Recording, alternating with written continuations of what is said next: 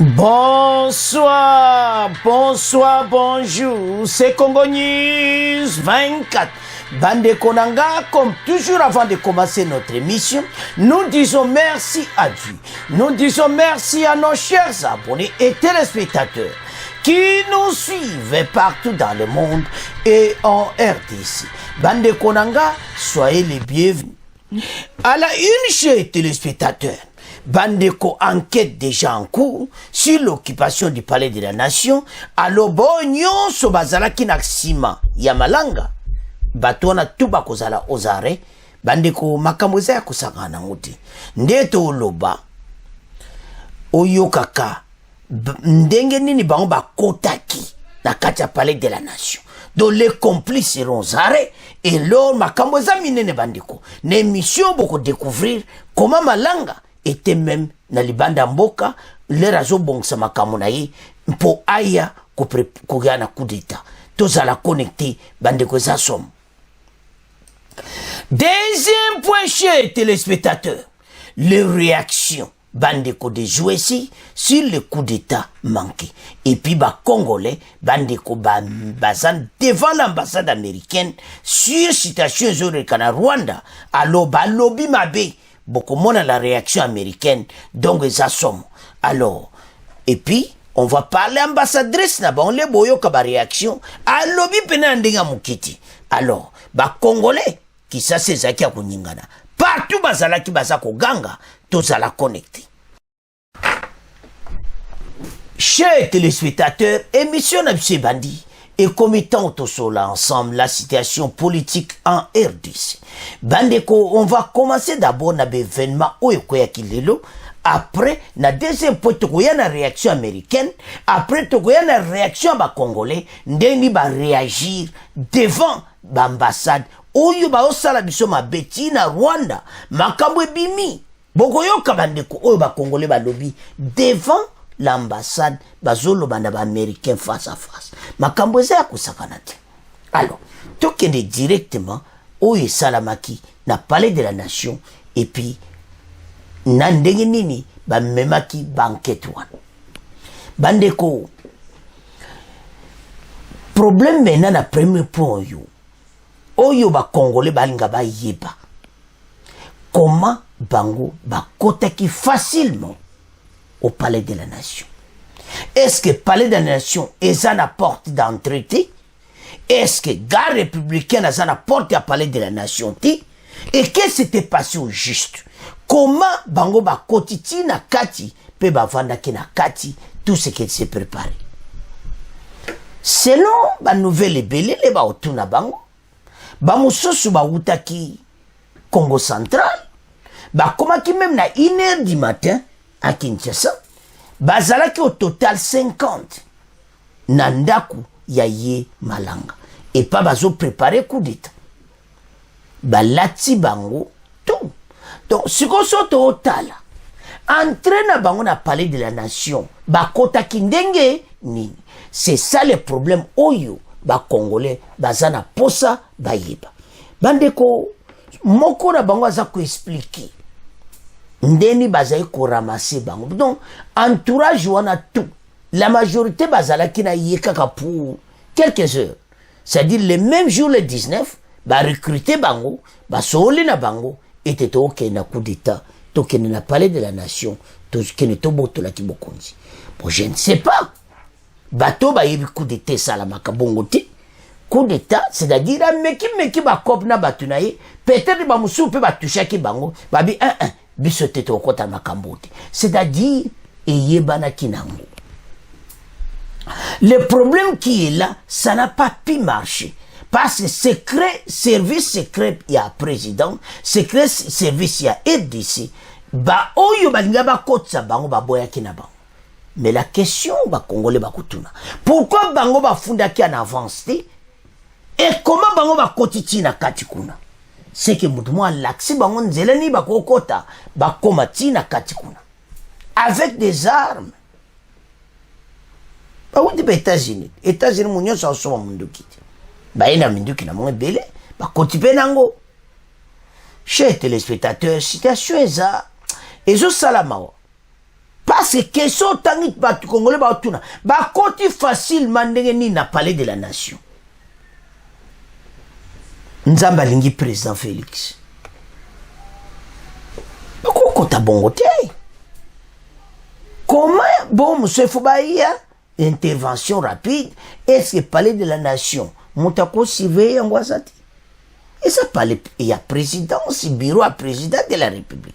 Comment bureau à président de la République de Tobenga na White House côté ya topesa Washington place yo ye bango basolaka bureau na ye mais ça place na ite donc c'est à dire bakota ki penza disons que bozaki na réunion wana fachi na butu na réunion wana bango pe bakoti donc surtout la situation yo ils ont ça la propriété.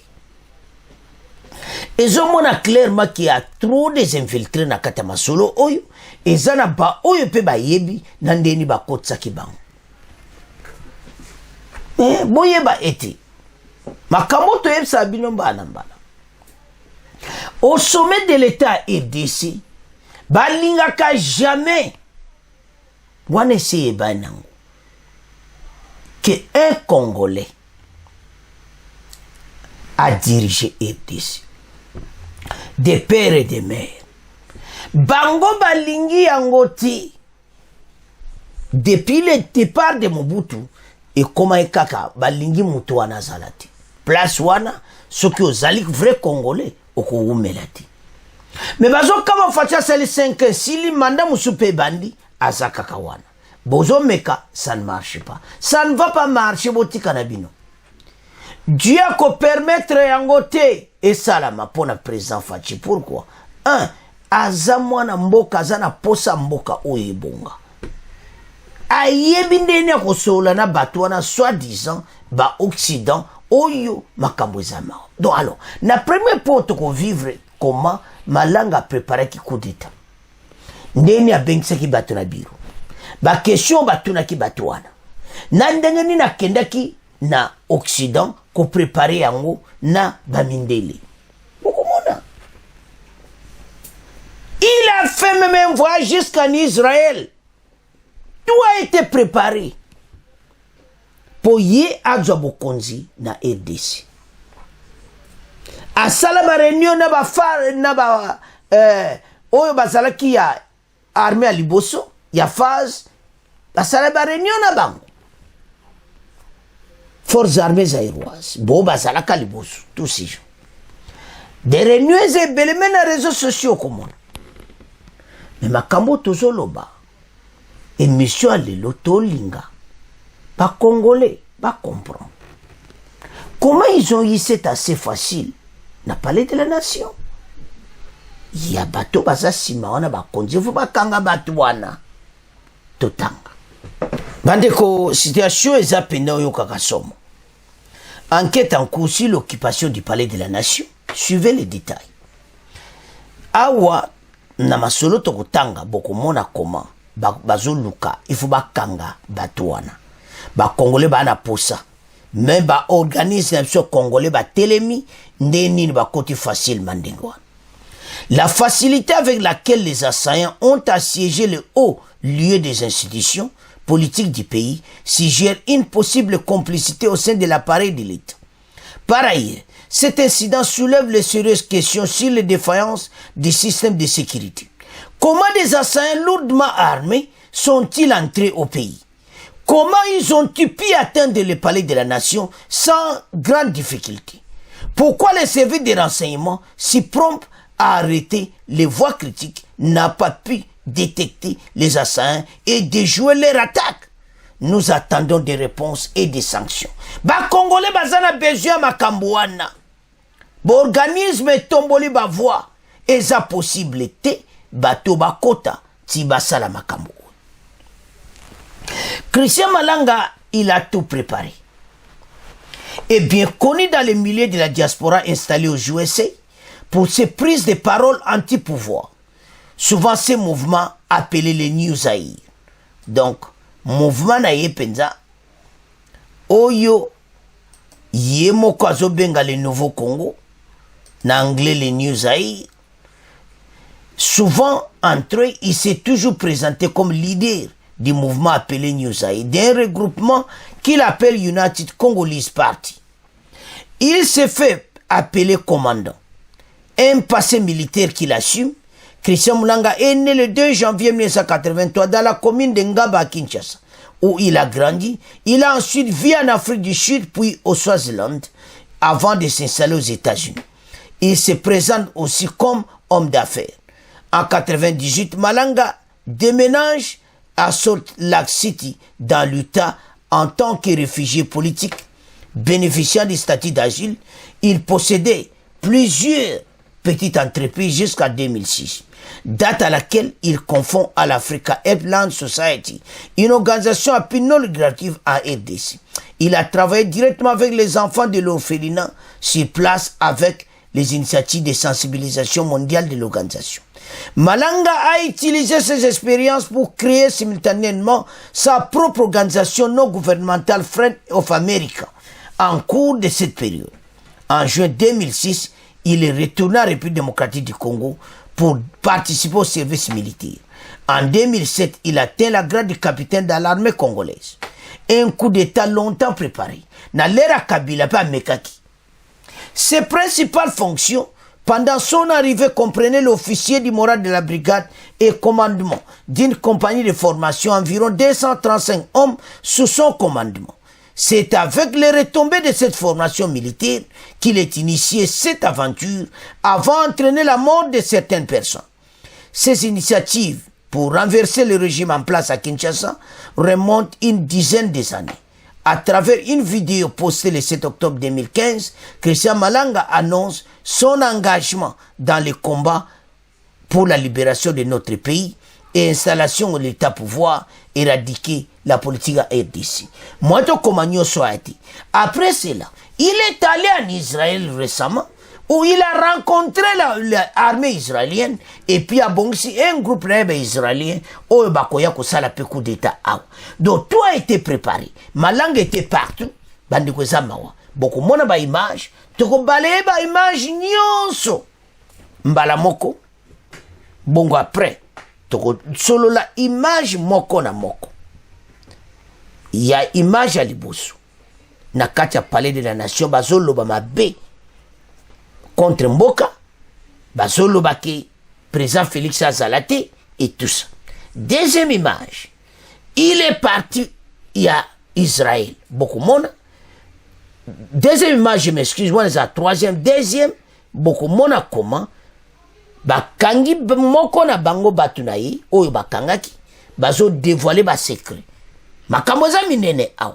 Et puis troisième image d'Akinaki Israël, et puis beaucoup de monde a ba image ndenye na ndingi. Alors, tout le monde a ba image, bon après tout parler, si ce coup d'état bien préparé, mais la question, ndenye nini ba komaki aw, Tolanda. Bonjour à toutes et à tous. Vous le savez, tentative des coups d'État étouffés dans l'œuf ce matin à Kinshasa par l'armée. C'est ce qu'annoncent les porte-paroles des FRDC à la télévision nationale congolaise RTNC. Le général Sylvain Ekenge précise que les assaillants et leurs chefs ont été mis hors d'état de nuire.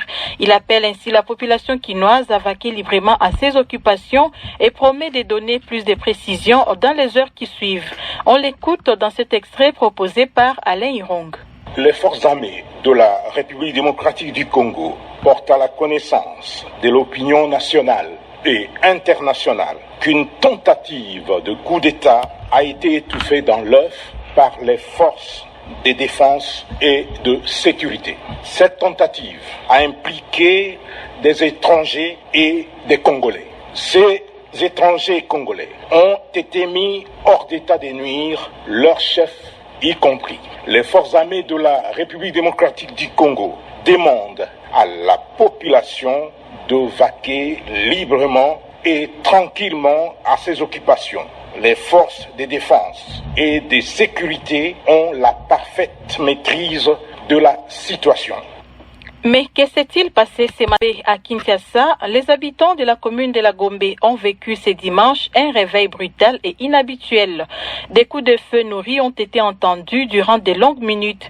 Et pour cause, des assaillants ont attaqué la résidence de Vital Kamerhe et ont occupé brièvement les palais de la nation. Les forces de défense et de sécurité ont rétabli l'ordre. Retour sur les faits dans ce reportage de Blaise Makassi, rendu par Alain Irong. Tôt ce matin, les habitants de la commune de la Gombe, cœur des institutions, sont réveillés par des coups de feu. La résidence de Vital Kamerhe, vice-premier ministre et ministre de l'économie, candidat au poste du président de l'Assemblée nationale, a été attaquée vers 4h30 ce dimanche 19 mai par un groupe d'hommes armés en tenue militaire. Michel Moto, porte-parole de Vital Kamerhe et député national de son parti, note que 2 des policiers commis à sa garde ainsi qu'un des assaillants ont perdu la vie. Ces hommes armés ont par la suite fait incursion au palais de la nation, siège de la présidence. Quelques heures après l'attaque, la garde républicaine a interpellé ce groupe d'assaillants habillés en treillis avec des drapeaux du Zaïre. Ces assaillants ont affirmé sur des vidéos partagées sur les réseaux sociaux vouloir changer des choses dans la gestion de la République. La garde républicaine s'est déployée sur le boulevard Tchachi. Des blindés ont pris position dans les environs du palais de la nation. Pour l'instant, la situation est sous contrôle des forces de défense et de sécurité, affirme le porte-parole des FARDC. This says only me. It says only me. Only me on our public evidence.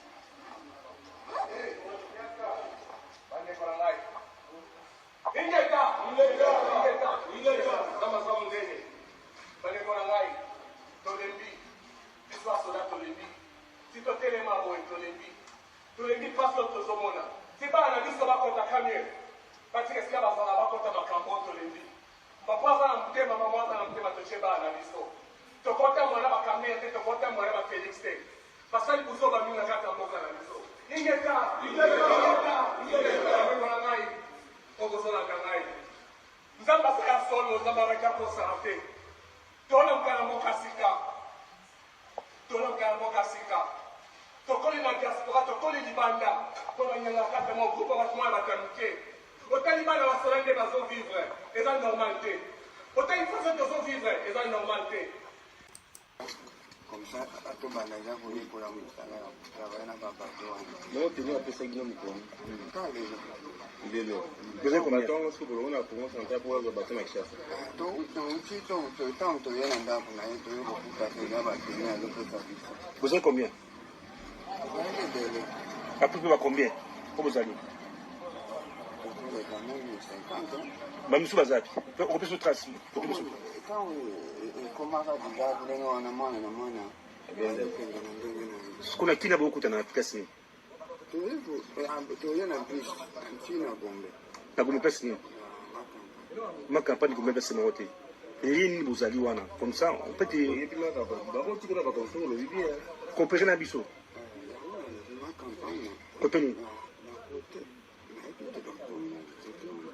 Donc, dans ton langage, le petit homme qui est au ballon qui va lui nettoyer l'âme là pour le président Kamel. Il y a comment dans le chat?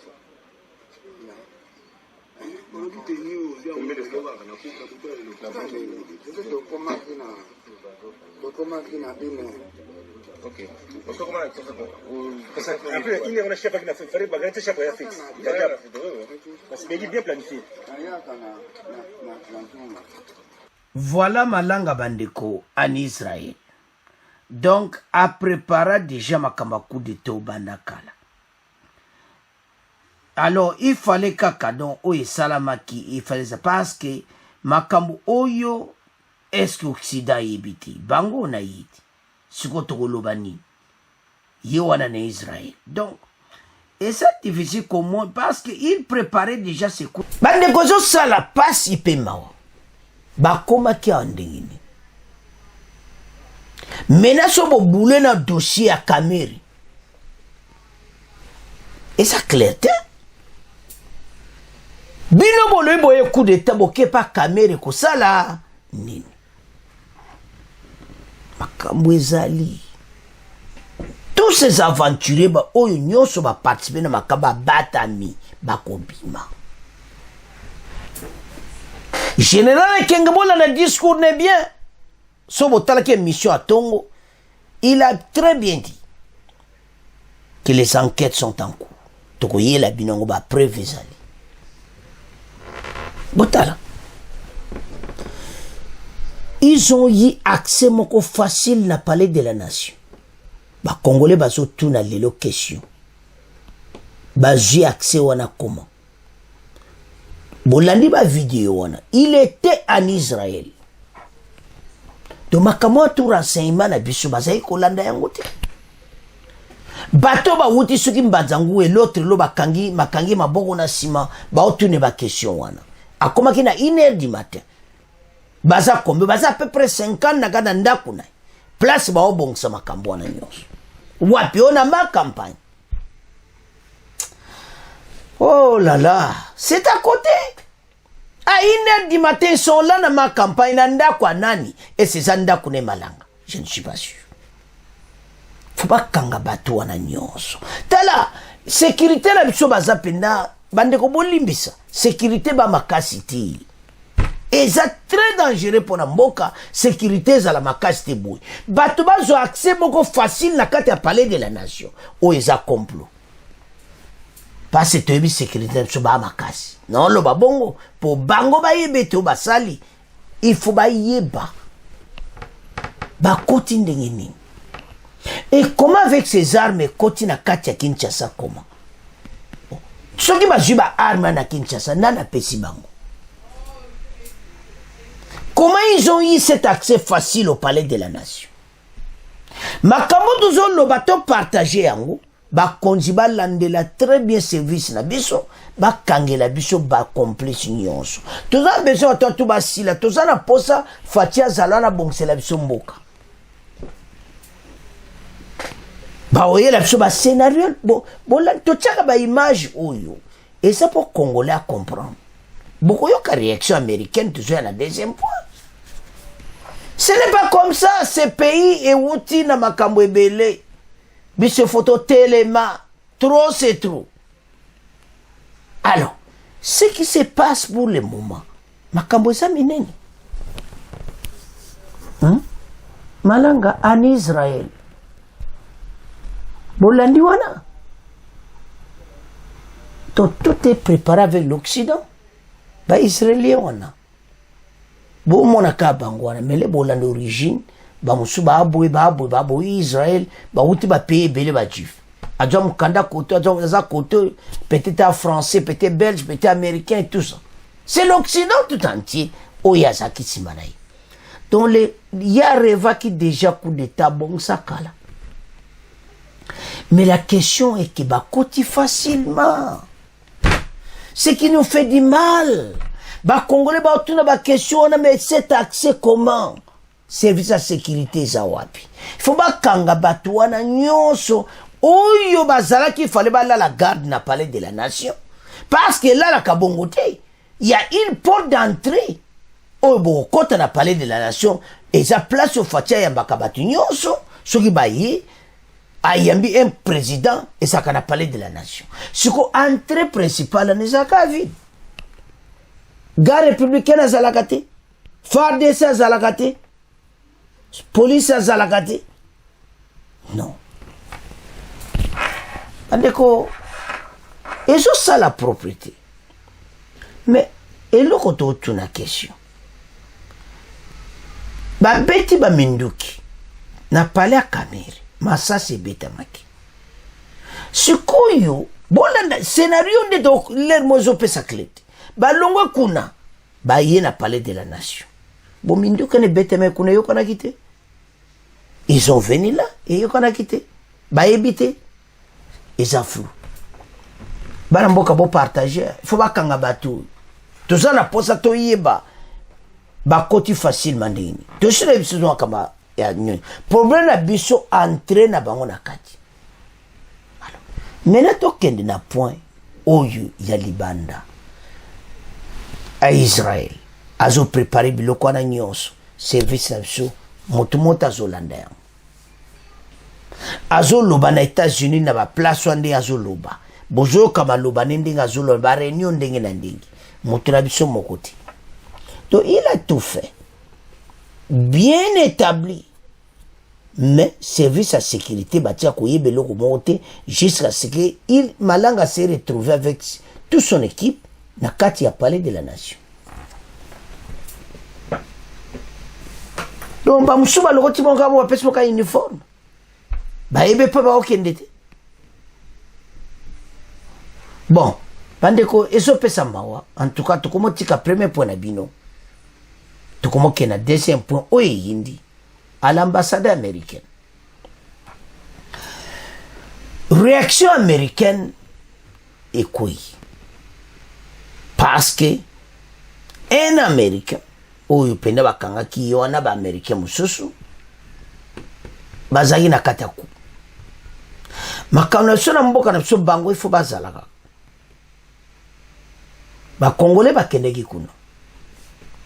Mais tant que kuna na ambassade américaine, ba Congolais ba réagir. Makamba Rwanda ki bazopo mabatu bango osale lokote. Yemoko siko ambassadeur aye ko pesa réaction na ye. Ki tozo coopérer na RDC, ba yo sala bango pasi, ndeni ba kangi na groupe ba batuana en Amérique. Bino boyebe lokote. To avance. Et maintenant, ba Congolais ba tamboul. Bandi ils sont arrivés même à côté ko kitsa na immeuble wana na hôtel ba kitsa ba drapeau ya Union européenne kaka zomo na drapeau Union européenne kita. Ba drapeau américain ba tumbi. Donc la réaction est qui totale. Et ça kaka pona ndenge ba kota ki na présidence te. Et ça pona o ezoleka na Rwanda. Balobeli bango, tout ce qui se passe sur l'agression, bino buzawana. Donc, agression rwandaise, bazako lobana américain se en face.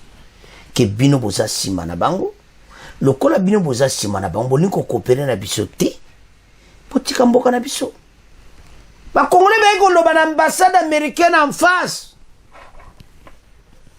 Si l'agression rwandaise, bandeko eza somo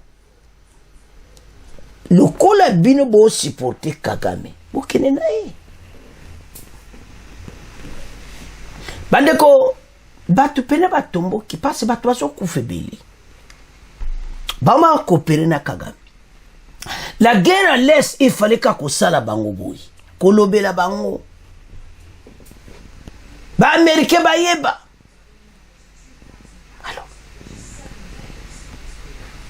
Voilà deuxième partie, il y a sur Kagame. Après, ambassadeur américain a écoloba na makambo elinga ki la présidence. Car il y a des américains na bakut. Et je pesa mawa personne. Alors, bande kotato tala, pourquoi makambo mboko na biso mingi? Pourquoi bango bazoko ko pesa Kagame punition te? Bazoko koloba na Kagame te? Ya ba Congolais ba ke koyebisa bango en face. Makambo pete ba konji ba kolobela bango boyete ba Congolais ba lobela bango juste à ce qui un attaché diplomatique ya ba américain a quitté azanoa aeko solola na ba Congolais pona makambo ezoleka na est ba américain bazo koka koyebisa Kagame te ba pese sanction admisa batone na RDC. Et là, on va éviter tout à l'heure, va complot ya bout. Kinshasa wa monétaire, faut que nous kokende kuna. Na makambo pe sama na Kinshasa sangani tout ensemble. Alors, mais tout tanga, bon auto avance. Oh là là, toko banasi réaction américaine sur coup d'état. Et puis on va parler de l'agression rwandaise. Alors et Makamba Kagame, Oyo Bato Bayebi, ils ne disent rien.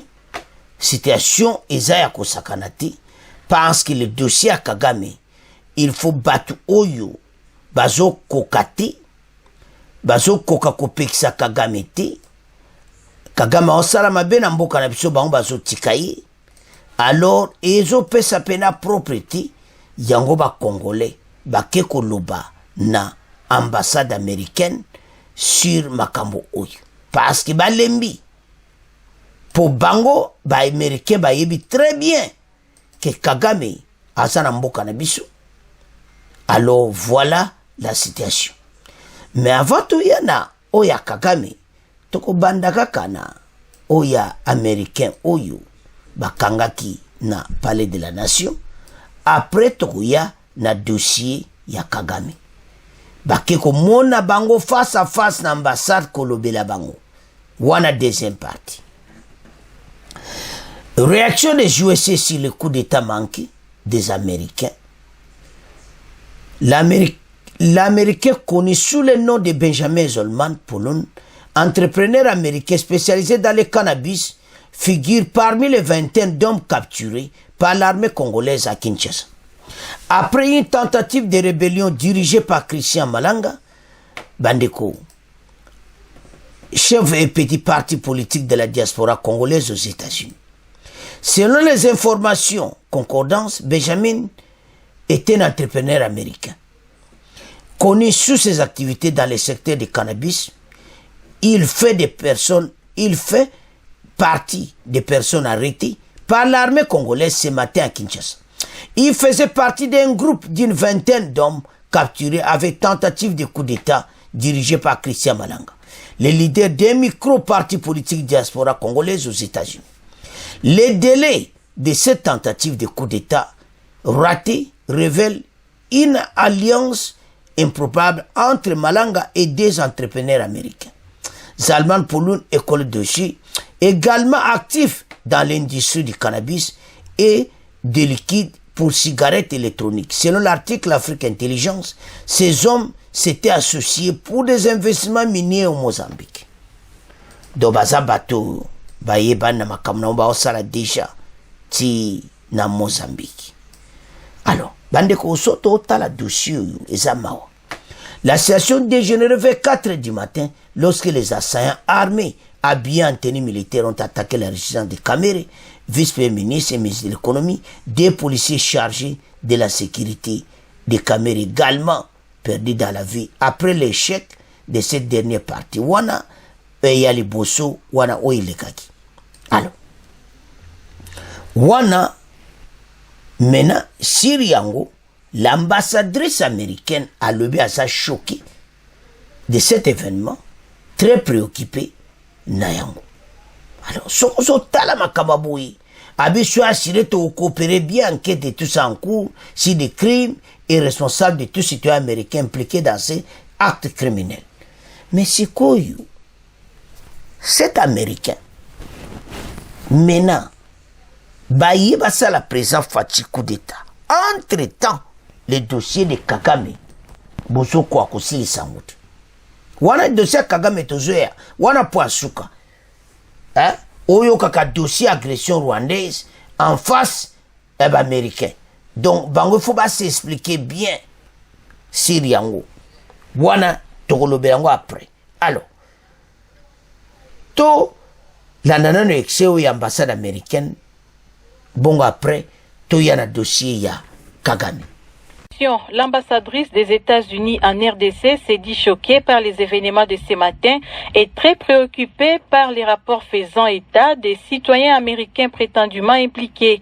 Soyez assurés que nous coopérerons avec les autorités de la RDC dans toute la mesure du possible alors qu'elles enquêtent sur ces actes criminels et tiennent pour responsable tout citoyen américain impliqué dans des actes criminels. C'est ce qu'écrit Lucy Tamlin sur son compte X. Bandeko tolandi wana réaction américaine. Bango le ba coopérer sirango, mais les types bango na malanga penda déjà babana makambo kala. C'est que il a été utilisé pour baya ko boma mukonza mboka. Siko ba américain ba kusuka wapi. Tama kaune bimi. Tozo na deuxième point.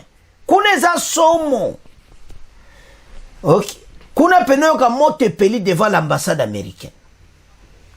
Alors, sikoyo ya Kagame bazoko kati.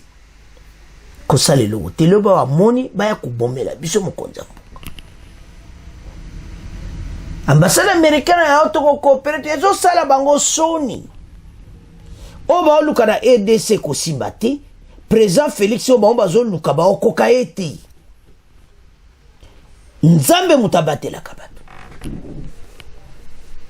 ba sali nyonso parce que ce qui est arrivé à Musée c'est la même chose.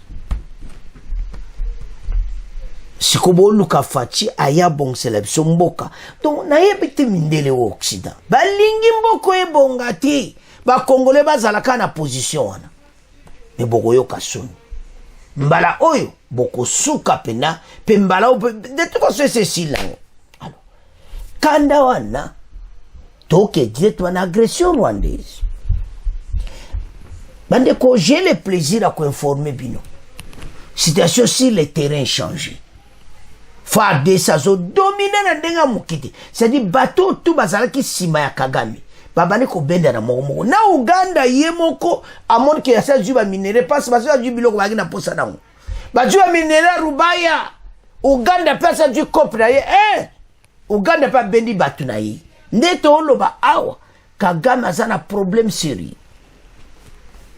tozo botola nyonso bango bayaki ba minere baju ba minere nyonso Rubaya bakena mais bayebete siko komi tana biso alors maintenant le quoi bakoba ko ka le shooter na est parce que FARDC ça comment récupérer ba territoire to yebsa bino libela kala tete ko komo ka bakichanga to wana tozo ba américain mena bazo kwa koloba na Kagame le côté en face ba congolais ba bité tika biso to kena ambassade to loba na bango après ko ganga kocha makelele mbala moko membre moko na bango ya ambassade ya kiti en face bazo yebse si Kagame il fallait kaka yabima parce que situation yo biso na bato photo sila na très bien na makamba est batika mboka na biso na Kagame na ye azwa yakende na bato armée wana rwandaise babima RDC soki babimite bakosila alors ba congolais balobi bayebisi ba ambassade américaine boy botika ko boma bandeko na biso na est likola ba mineri boya ko coopérer ba mineri ba pesa bloke boya sima ya Kagame loko bo coopérer Kagame botika mboka na biso makambo eza minene tolanda alors bandeko ndebo mona wana agression rwandaise do situation pena donc ozo keza ya kosakanati parce il fallait zala kaka bongo ba congolais ba telemi na ndenga mukete ba congolais baza devant oyo kaka la ambassade américaine bazolo bana bango et en passe situation oyo trop c'est trop biso comme étant oyo mboka na biso en tout cas to avancer na mboka parce que ce qui se passe pour le moment mboka na biso il faut etelema bandeko Kagame a commis un problème sérieux parce que azoye batelo ni akoko sala na situation oyo ya onto esa ba congolais était biso sur ba congolais le ba lamuki boye ba ke devant l'ambassade kotomboka parce que trop c'est trop il fallait kaka baganga babimisa mobulu bandeko o baloba ke yindi donc ambassade wana ekomaki devant un problème sérieux ozomona parce que ozomona clairement te bato nyonso oyo bayaki parce ebele bakangi bango ebele bon muswana kutu bakufiti nombre wana nabo bayaki ko sala makambo awa et maintenant il fallait baloba na ye alors tolanda exio parce que bato yo ba américain ba participer na mboka na biso na makambo ebele ezo sala propriété ezo sala pasi alors il fallait kakaboui alors tous ces assaillants bayebi oyo baekoluka na mboka na biso na réseaux sociaux tous ezoleka bokolu tout cela mais ezosalama mais ya oto esa bacongolais ete Kagame akomi na suka mais toyoka nanu nde baoloba na diplomate américain bongo to avance bamama bazoviole bango bana mike baoviole bango bana mike batika Lobela Bango. Mais ils sont en train de nous condamner. Les Américains. En fait, de nous avons compris que ce qui se passe, ce sont les Américains. Tout cela, c'est à cause de nos minéraux. On a dans la minéralité. Amérique, tout le monde a Congolais. Nous voulons que les Américains, ceux qui vont dire quoi normalité, la ministre de l'Obi, le Kola Bango, ma police partenaire, la Bango, c'est les Kagame, c'est les Rwanda, pas le Congo, c'est trop.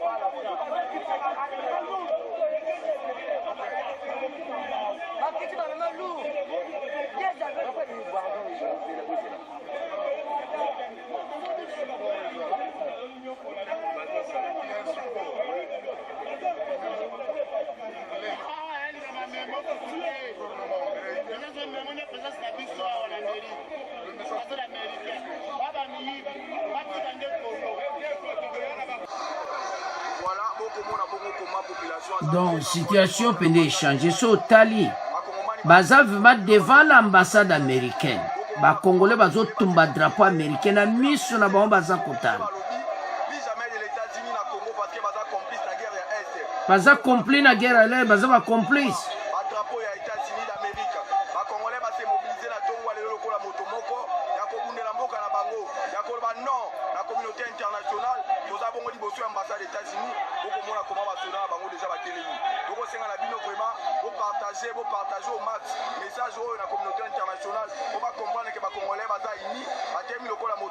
Voilà.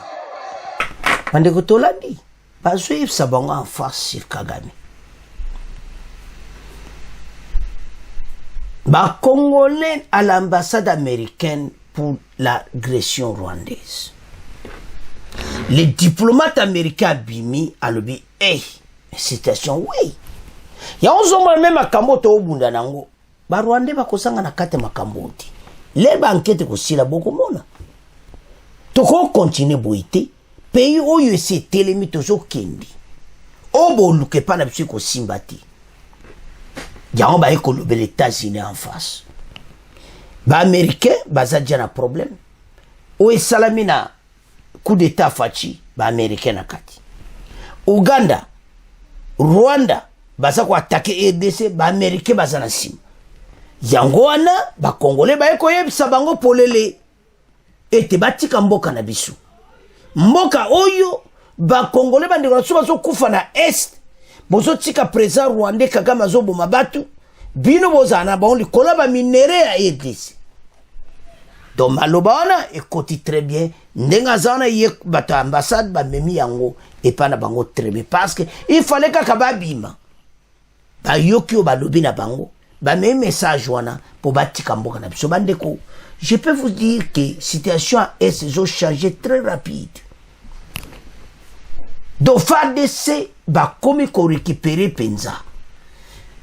Donc somme kontalba que toujours gaé guerre to gaé en alors colère wana nyonso makambo esalama kilelo colère wana ba eza ko ba américain bazana passe cop na bon kufi pona libela tout est déjoué na ba coup d'état na ba cop na Kagame nyonso efoiré boluke pa boko zo bisu mbala oyo to ko récupérer RDC mobimba kalate barubaya ba kotanyo to ko récupérer tout Congolais ala alerte makambo tolobi na émission oyo eza makambo ko très sérieux Kagame azokoma na suka na batso mo ba Congolais ba ko koloba na ambassade boui et komi pena makambo très sérieux parce que biso soto lobeza bien peuple parce que bango baza simana alors message yokani félicitations na ba jeune Congolais à Kinshasa ko kena ambassade américaine ko lobela bango en face. Alors bana mboka c'est à ce point de comment clôturer mission na biso bon continuer ko s'abonner massivement. Au revoir, à la prochaine.